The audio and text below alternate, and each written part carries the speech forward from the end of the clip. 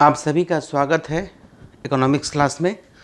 और आज हम लोग जो है एक नए टॉपिक्स पर बात करेंगे जिसमें काफ़ी स्टूडेंट हमेशा कंफ्यूज रहते हैं।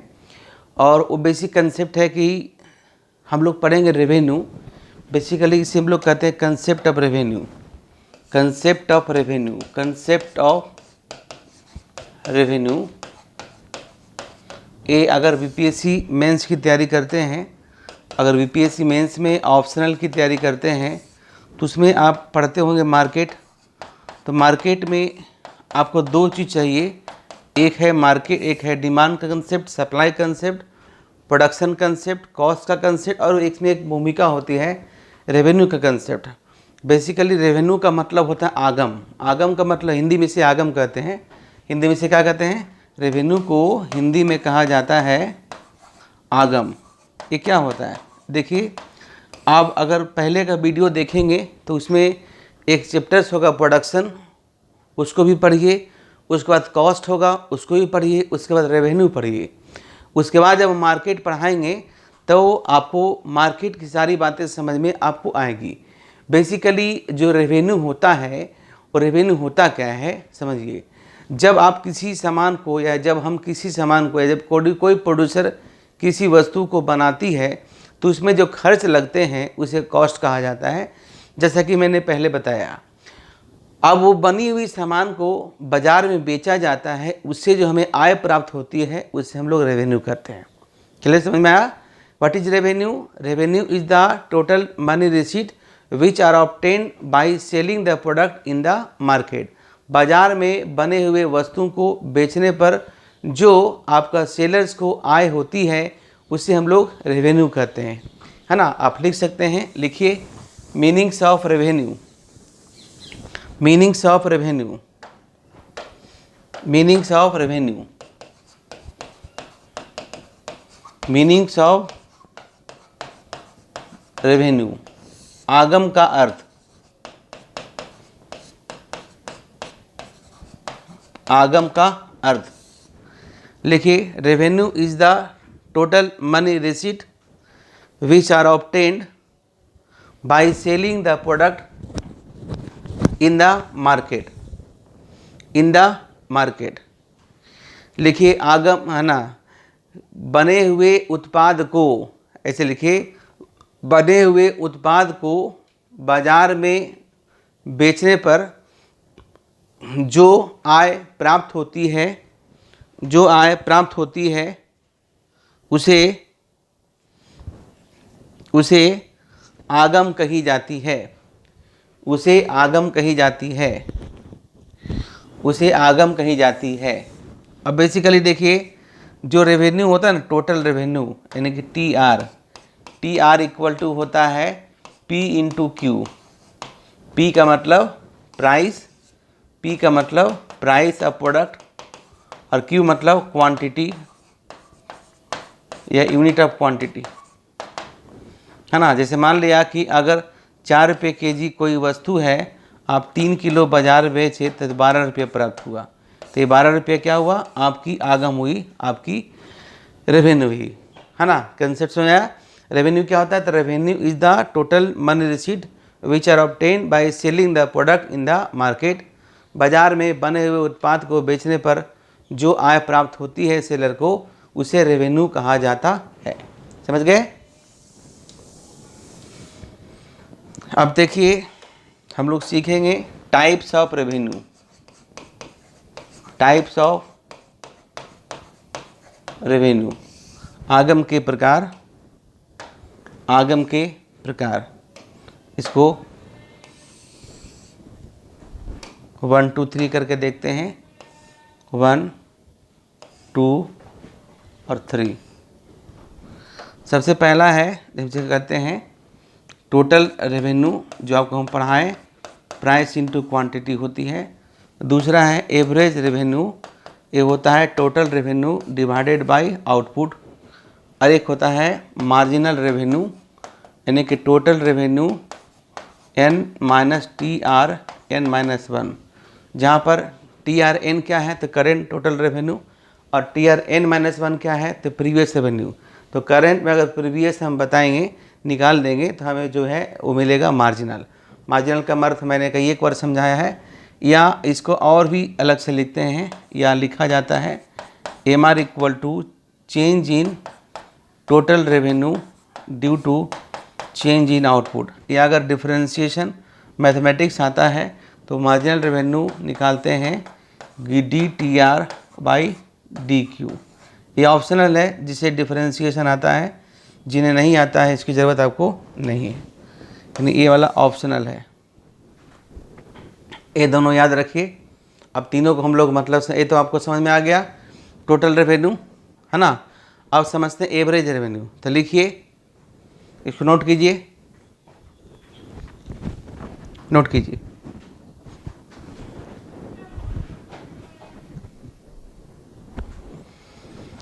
हाँ, उसके बाद एक एक करके समझने का प्रयास करते हैं। लिखिए AR, बस एक एक लाइन में लिखा देंगे, क्योंकि डायरेक्ट रेवेन्यू से क्वेश्चन नहीं पूछता है, इसलिए मीनिंग ऑफ AR, है ना। औसत रेवेन्यू यानी औसत आगम का अर्थ, वेन, है ना, ऐसे लिखे ना, AR is obtained by dividing TR with output, with output. लिखिए, कुल आगम को कुल उत्पाद से भाग देने पर औसत आगम प्राप्त होती है, एवरेज रेवेन्यू प्राप्त होती है। देखिए AR इक्वल टू होता है कि TR बाई Q बताए थे, और आप जानिए चूँकि कि TR इक्वल टू क्या होता है, TR इक्वल टू होता है P इंटू Q, ठीक है। इसलिए आपका AR इक्वल टू हम लिख सकते हैं क्या, P into Q by Q। कैसे लिखे, तो TR equal to P into Q होता है। अब इसे काट दी, Q कट जाएगा, तो AR इक्वल टू क्या होगा, AR इक्वल टू P होगा। बड़ा इंपॉर्टेंट है, याद रखिए, आगे काम देगा। यानी average revenue equal to price, AR equal to price. Simple है, समझने का प्रयास कीजिए, आगे काम देगा जब हम लोग मार्केट पढ़ेंगे।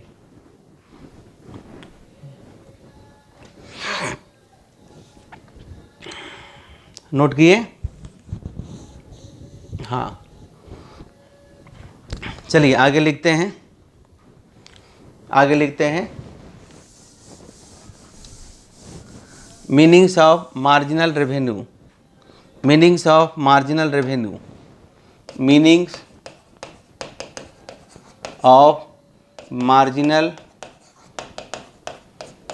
रेवेन्यू, यानी कि सीमांत आगम का अर्थ। इसे क्या कहते हैं, इसे कहते हैं सीमांत आगम का अर्थ। इसे क्या कहते हैं, सीमांत आगम का अर्थ। अब देखिए, ये सीमांत आगम क्या होता है, यानी कि जब हम उत्पाद के, किसी भी उत्पाद के एकत्रित इकाई को बेचते हैं और उससे जो हमें रेवेन्यू प्राप्त होती है उसे कहते हैं मार्जिनल रेवेन्यू। यानी कह सकते हैं कि marginal revenue is the additional revenue which are obtain by selling one additional unit of any output. किसी भी उत्पाद के एकत्रित इकाई को बेचने पर या बाज़ार में बेचने पर जो रेवेन्यू प्राप्त होती है उसे हम क्या कहते हैं, उसे हम लोग कहते हैं मार्जिनल रेवेन्यू। तो लिखिए, मार्जिनल रेवेन्यू दोनों भाषा में बोल देते हैं। Marginal revenue is the additional revenue which are obtained by selling one additional unit of any output और प्रोडक्ट। किसी भी प्रोडक्ट के या किसी भी आउटपुट के एक अतिरिक्त इकाई को बाज़ार में बेचने पर जो रेवेन्यू प्राप्त होती है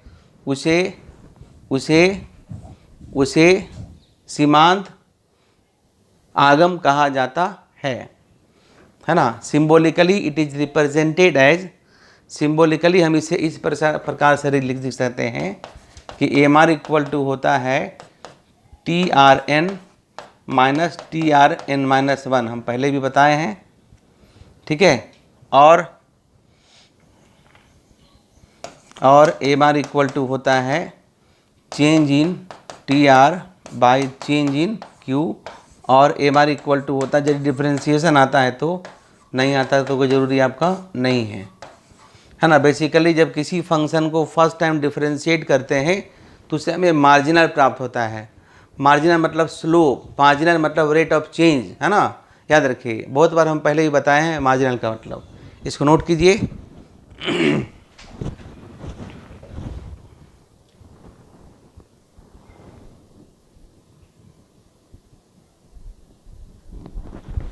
ठीक है, चलिए अब हम लोग सीखेंगे बेसिकली बहुत सारे बेसिक चीज़ सीख रहे हैं जो आगे आपको काम देगा। सबके कैलकुलेशन भी हम बताते हैं, लेकिन पहले थोड़ा सा समझिए concept of profit in economics. Concept of profit in economics, अर्थशास्त्र में लाभ की अवधारणा, अर्थशास्त्र में लाभ की अवधारणा। तो देखिए बेसिकली जो प्रॉफिट होता है, प्रॉफिट को अगर आप बचपन में पढ़े होंगे तो हम लोग पढ़ते थे विक्रय मूल्य यानी कि सेल प्राइस माइनस क्रय मूल्य, कॉस्ट प्राइस, याद है। अब प्रॉफिट में इकोनॉमिक्स को हम लोग जनरली पाई से रिप्रेजेंट करते हैं। तो देखिए जो सेल प्राइस है यानी कि जो हम सामान बेचते हैं, जो पैसा आता है उसे हम लोग टोटल रेवेन्यू कहते हैं, और जो खर्च लगता है उसे हम लोग टोटल कॉस्ट कहते हैं, ठीक है। यानी कि total revenue minus total cost, एक चीज़ हुआ। अब है क्या कि इकोनॉमिक्स में या किसी बिजनेस में प्रॉफिट तो हम डेली कैलकुलेट नहीं करते हैं, है ना, हम लोग एवरेज देखते हैं कि एवरेज हमारे पास कितना पैसा आया और कितना पैसा गया, ठीक है। देखिए इसको आप इस तरह से लिख सकते हैं, इसको घेर लेते हैं बाबू, है ना। देखिए अब देखिए जो प्रॉफिट, इसलिए एवरेज है तो प्रॉफिट इक्वल टू हम बात करते हैं average revenue minus average cost, मतलब एवरेज पैसा कितना हमारे पास आया, एवरेज कितना गया, औसत कितना है, कितना गया। तो अगर हम आपको बताए थे जब कॉस्ट पढ़े होंगे तो हम बताए होंगे कि जो कॉस्ट इक्वल टू क्या होता है, तो बेसिकली कॉस्ट इक्वल टू हम बताए होंगे कि जो फैक्टर्स ऑफ पेमेंट यानी कि लैंड यानी कि लेबर यानी कि कैपिटल और इंटरप्रेन्योर, याद है हम बताए थे, और नन फैक्टर्स ही बताए थे। चलिए इतना याद रखिए। तो लैंड के लिए क्या देते हैं, लैंड के लिए रेंट देते हैं, लेबर को हम लोग वेजेस देते हैं, और कैपिटल को हम लोग इंटरेस्ट देते हैं, और जो इंटरप्रेन्योर से हम लोग प्रॉफिट देते हैं। देखिए हमारा जो कॉस्ट है उसमें प्रॉफिट जुड़ा हुआ था, क्या था, प्रॉफिट जुड़ा हुआ था। तो अगर मान लिया कि कोई व्यक्ति कहे कि 10 रुपया में हम सामान बेचे और 10 रुपया में बना भी, यानी कि रेवेन्यू मेरा 10 रुपया और 10 रुपये बना भी, तो क्या फर्म को प्रॉफिट होगा? यस होगा। क्यों? क्योंकि कॉस्ट में हमारा प्रॉफिट शामिल है ना, कॉस्ट में हमारा प्रॉफिट क्या है, शामिल है। तो अगर मान लिया कि प्रॉफिट अगर हमारा जीरो होता है यानी कि AR माइनस AC, तो इसको क्या लिख सकते हैं, यानी AR इक्वल टू AC। अगर AR इक्वल टू AC है तो फर्म को क्या मिलेगा, यानी कि लॉस नहीं होगा, है ना, फर्म को मिलेगा क्या, तो उसे कहते हैं सुपर नॉर्मल प्रॉफिट। क्या कहेंगे, सुपर नॉर्मल प्रॉफिट। क्यों कहेंगे प्रॉफिट हमारा हुआ, सॉरी सुपर नॉर्मल नहीं बाबू, मिस्टेक हो गया, इसको कहते हैं नॉर्मल प्रॉफिट। क्या कहते हैं, नॉर्मल प्रॉफिट। देखिए कहते हैं नॉर्मल प्रॉफिट, नॉर्मल प्रॉफिट। क्यों? क्योंकि जब हमारा कॉस्ट है, हमारा जो कॉस्ट है उसमें प्रॉफिट हमारा शामिल है। लेकिन अगर, है ना, जैसे सामान 12 में बिना और बिका 14 में, यानी कि हमारा एवरेज रेवेन्यू क्या है, ज़्यादा है किससे, एवरेज कॉस्ट से, तो अब फर्म को जो मिलता है उसे कहते हैं सुपर नॉर्मल प्रॉफिट, जो कि पहले बाई मिस्टेक हम बोल दिए थे। क्या कहेंगे, सुपर नॉर्मल प्रॉफिट, है कि नहीं। और एक और है, अगर मान लिया कि सामान 12 में बना और बिका 10 ही में, यानी कि हमारा जो एवरेज रेवेन्यू है, यानी AR जो है, AR क्या है, AR कम है AC से, तो इसे कहते हैं बेसिकली, इसे लॉस कहेंगे, लेकिन इसे हम लोग क्या कहेंगे, इसे हम लोग कहते हैं सब नॉर्मल प्रॉफिट। क्या बोलेंगे, सब नॉर्मल प्रॉफिट या इकोनॉमिक लॉस या लॉस। ठीक है, लॉस नोट कीजिए।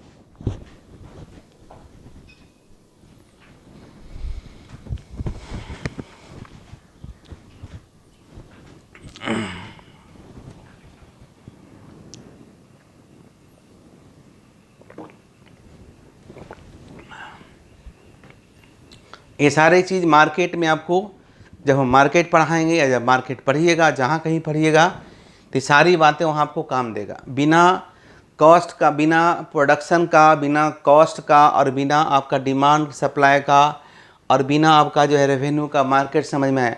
मार्केट में पूरा निचोड़ है, यानी कि पूरे इकोनॉमिक्स में जितनी सारी चीज़ें पड़ती हैं, सभी अगर अच्छे तरीके से आता है तभी आपको मार्केट समझ में आएगा, है ना। चलिए, तब हो गया।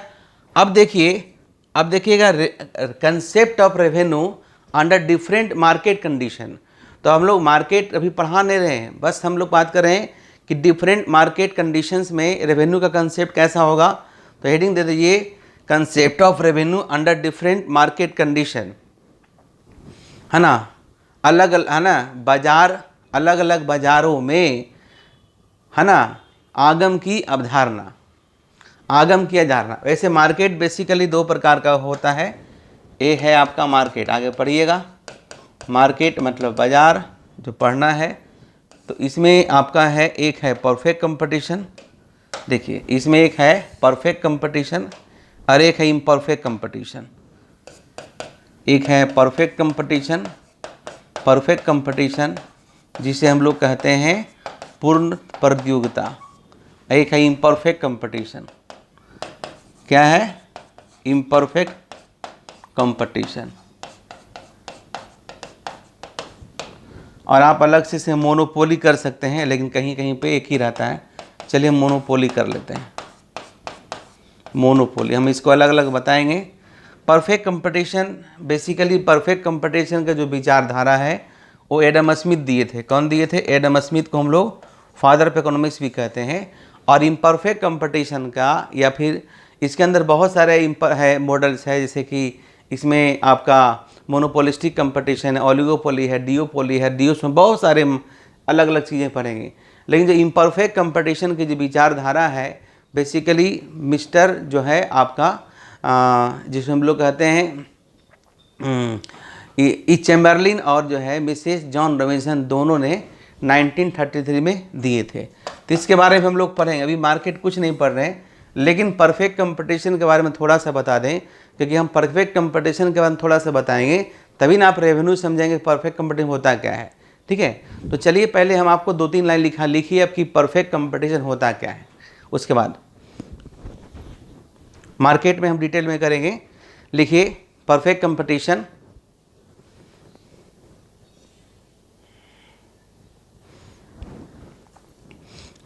अंडरलाइन कीजिए, पूर्ण प्रतियोगिता अंडरलाइन कीजिए। लिखिए perfect competition is the market structure, perfect competition is the market structure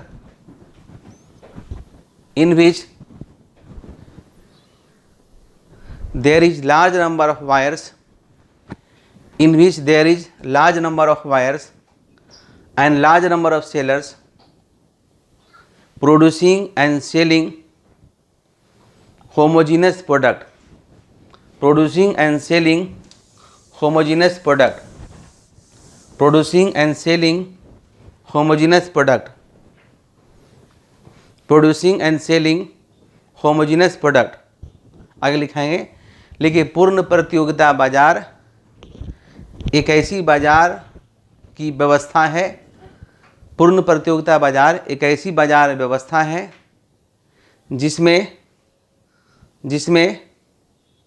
बहुत सारे क्रेता और बहुत सारे विक्रेता होते हैं, बहुत सारे क्रेता और बहुत सारे विक्रेता होते हैं, जो एक ही प्रकार की सामान को बनाते हैं और बेचते हैं।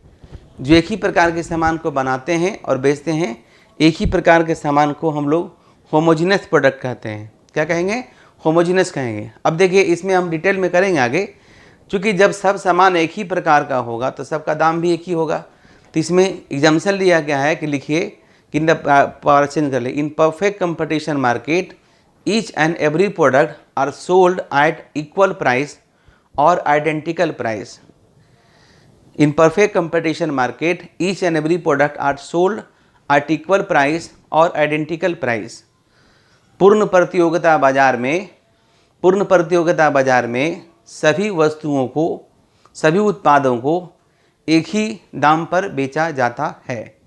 एक ही दाम पर बेचा जाता है ना। बेसिकली ब्रीफ में समझिए, परफेक्ट कंपटीशन में होता क्या है कि जो परफेक्ट कंपटीशन में जो मूल्य तय करती है वो इंडस्ट्री करती है। देखिए ये आपका डिमांड है और ये आपका सप्लाई है, और जहाँ पर इक्विलिब्रियम में होगा, है ना, जहाँ पर हमारा इक्विलिब्रियम में होगा वही हमारा प्राइस होगा।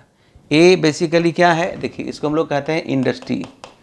इंडस्ट्री INDIS, है ना, इंडस्ट्री। इंडस्ट्री और फॉर्म में अंतर होता है। फॉर्म ये देखिए फॉर्म है, तो फर्म, ग्रुप ऑफ इंडस्ट्री को हम लोग फर्म करते हैं, यानी इसको हम लोग कहते हैं फर्म। तो प्राइस कौन तय करेगी परफेक्ट कंपटीशन में? प्राइस तय करती है कौन? प्राइस तय करती है इंडस्ट्री। और इसी प्राइस पर अगर आपको मार्केट में रहना है तो रहिए, और जाना है तो जाइए। मतलब ये आपका प्राइस है जो तय किया गया है किसके द्वारा? इंडस्ट्री के द्वारा, है ना। ये आपका इक्विलिब्रियम प्राइस है, इसे हम इक्विलिब्रियम प्राइस कहते हैं। अब इस पर जितना आपको सामान बेचना है बेचिए, है ना। ये आपका आउटपुट है, कोई रोक टोक नहीं है, लेकिन प्राइस चेंज नहीं होगा। फ्री एंट्री एंड एग्जिट है, आ सकते हैं, जा सकते हैं। इसको डिमांड कहते हैं, इसको सप्लाई कहते हैं, समझ गए। यानी ये आपका आउटपुट हुआ, ठीक। यही आपका प्राइस है, तो यही प्राइस होगा तो यही आपका एवरेज रेवेन्यू होगा। हम आपको बताए थे, अभी और बहुत कुछ बताएंगे। यानी कि इसको हम लोग कहते हैं, हम लोग याद कीजिए जब आप इलास्टिसिटी और डिमांड पढ़े होंगे, हमसे पढ़े होंगे या कहीं और पढ़े होंगे, तो इसको हम लोग क्या कहते हैं? Perfectly elastic demand. याद कीजिए अगर आप पढ़े होंगे तब। तो P और Q के रिलेशन को हम लोग डिमांड कहते हैं। यानी हमारा जो एवरेज रेवेन्यू है बेसिकली क्या है? ये डिमांड कर्व होती है। क्या होती है? डिमांड कर्व होती है। अब इसी चीज़ को हम लोग देखेंगे कैसे करते हैं इसको। लीजिए जब हम पूर्ण प्रतियोगिता पढ़ेंगे तो आप जो है इसको इस चीज़ का उपयोग बड़े पैमाने पे आपका होगा। बिना इसका आप कैसे सीखिएगा आगे क्या होता है, ठीक है। चलिए इसको नोट कीजिए, बहुत इंपॉर्टेंट डायग्राम है।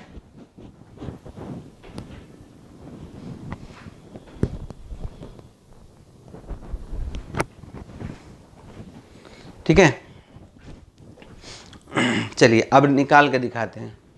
लिखिए concept of revenue, heading reserve, concept of revenue in perfect competition market.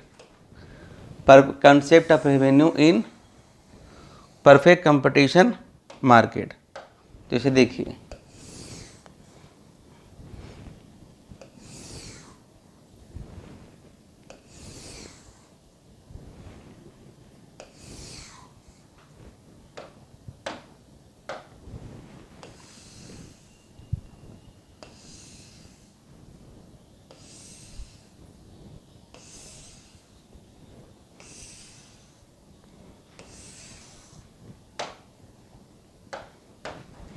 ये आपका हो गया आउटपुट। इसे कहते हैं 1 2 3 4 5 और 6। ये हो गया प्राइस, ये हो गया, चलिए प्राइस मान लीजिए इसमें क्या है? 10 है। सभी का प्राइस ऐसे, ये इसका एजम्पशन है। एजम्पशन के हिसाब से ना इकोनॉमिक समझते हैं। अब प्राइस दिया हुआ है, यानी P आपको दिया हुआ है, Q यहाँ दिया हुआ है, तो TR इक्वल टू क्या होता है? P into Q। तो 10 इंटू 1 10, 10 इंटू 2 20, 30, 40 और 50 और 60। ये कैसे निकाले? तो ये दोनों को गुना कर दिए, देखिए, है ना, कन्फ्यूज मत कीजिएगा। ये दोनों को क्या कर दिए? गुना कर दिए, दोनों को गुना कर दिए, निकल गया।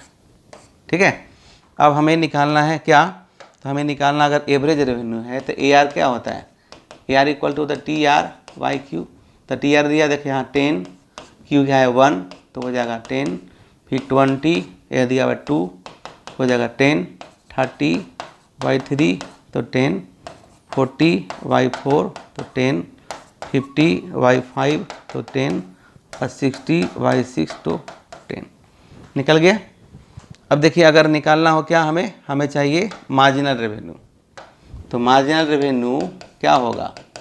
टी आर एन और टी आर एन माइनस 1 बताए थे। ठीक है, तो देखिए क्या होगा, यहाँ टी आर है तो टी आर एन मतलब करंट कितना है? टी आर एन देखिए 10, इसके पहले क्या है? कुछ नहीं, 0 होगा, तो कितना हो जाएगा? 10 हो जाएगा। कितना हो जाएगा? 10 हो जाएगा। फिर देखिए कितना यहाँ पर टी आर 20 माइनस 10 तो 10, 30 माइनस 20 तो 10। इस तरह से देखिएगा आपका 40 माइनस 30 तो 10, 50 माइनस 40 तो 10 और 60 माइनस 50 तो 10। देखिए पूरा 10 आया। अब इसका डायग्राम बनाएंगे तो किस तरह से आएगा, पहले इसको समझिए, डायग्राम को बनाइए। ठीक, यहाँ लिखते हैं हम लोग 1 2 3 4 5 6। क्लियर? अब यहाँ पे आप लिखिए, चलिए लिखते हैं 5 10 15 20 25।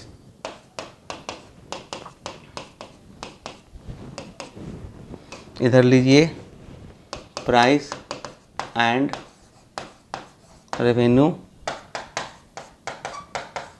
इधर लीजिए आउटपुट, नोट कीजिए।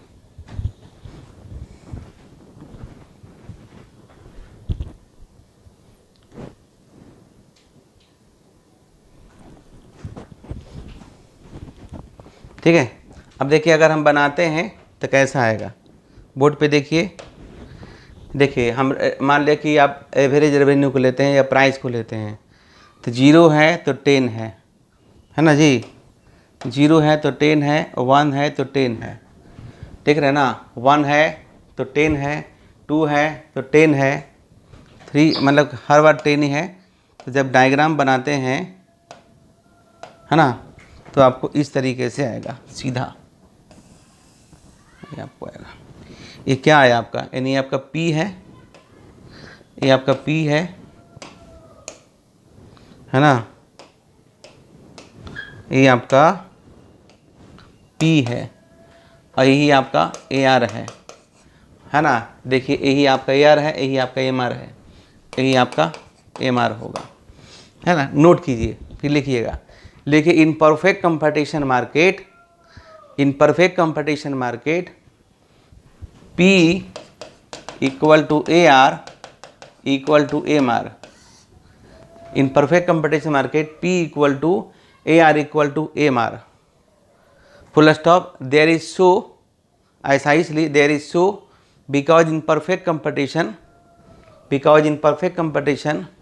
each and every product are sold at identical price. Because in perfect competition each and every product are sold at equal price. Because in perfect competition each and every product are sold at equal price.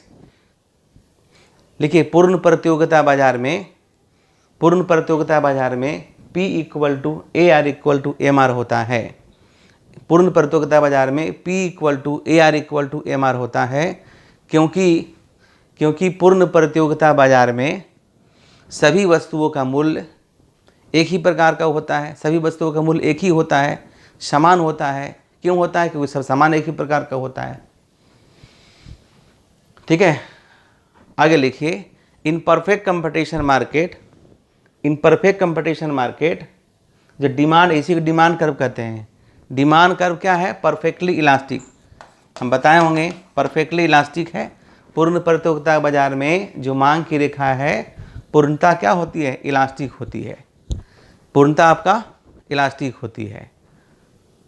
And demand curve is parallel to X axis, और मांग की रेखा x axis के समानांतर होती है, और मांग की रेखा एक्स एक्सिस के समानांतर होती है,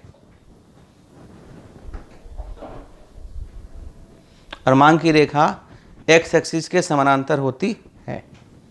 नोट कर लिए।